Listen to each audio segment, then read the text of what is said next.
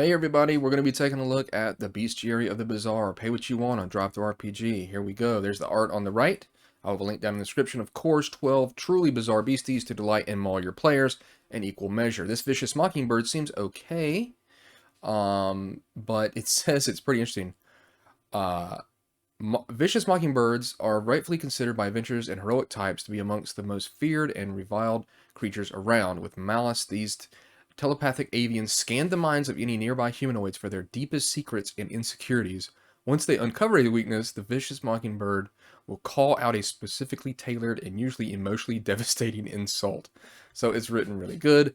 Whether this behavior is some sort of bizarre self-defense mechanism or simply because the birds brim with malice is currently unknown. So it looks like it's started up for 5th edition. I'm certain you could use it for other stuff as well. So Hypnopotamus, obviously it's a big hippo. It has some innate spell casting, and it can bite you and whatnot, so that's not great.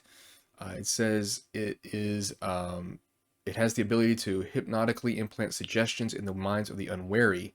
Usually these commands amount to a little more than drop your weapons and put your head in my mouth. So yeah, this is pretty fun. They're slightly pinkish hue to their skin and the fact they all wear top hats and capes. So we're having a lot of fun. The Void Bunny is actually pretty neat and extremely, could be extremely deadly. Yeah, I guess it's deadly. They have Into the Void ability. So all creatures that the Void Bunny perceives within 60 feet must reassure it that they mean no harm by passing a DC 18 animal handling skill check, or they vanish. If vanished creatures can be brought back from the dead by magical means, it's entirely up to the discretion of the game master, since it isn't immediately clear if they are dead or not. Perhaps they've merely been teleported to another far-flung realm, so you better make that DC check. You got the Quantum Fox, also has a cool ability. Whenever the Quantum Fox moves, attacks, or is targeted by attack, spell, or ability, flip a coin. If heads, proceed as normal. If tails, the Quantum Fox disappears, temporarily erased from reality, only to reappear in the same place at the beginning of its next turn.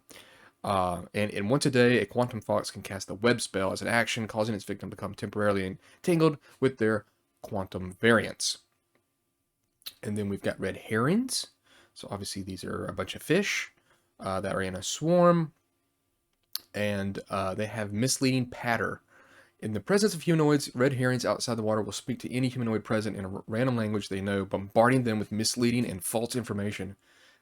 Humanoids unaware of red herrings or who have never heard the expression have disadvantage on insight checks made to discern the truthfulness and value of the information.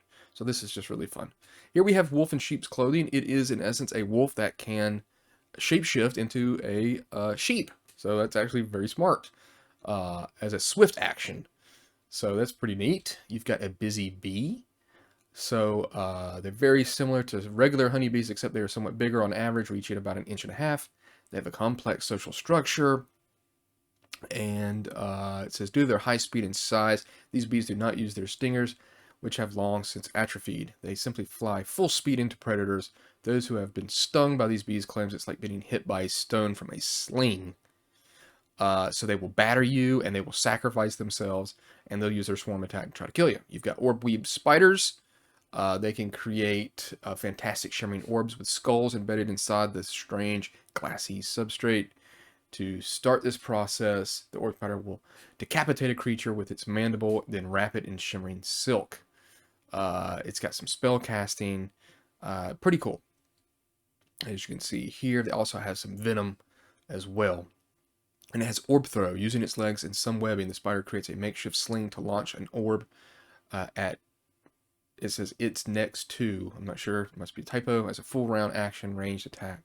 So that's pretty nasty. Then you've got a 10-foot stick insect. This is very smart. It's making fun of a 10-foot pole. It is a 10-foot stick insect that masquerades as a foot pole, 10-foot pole, and then it'll try to attack you, of course. It can regenerate. It can try to grapple you, and so on and so forth.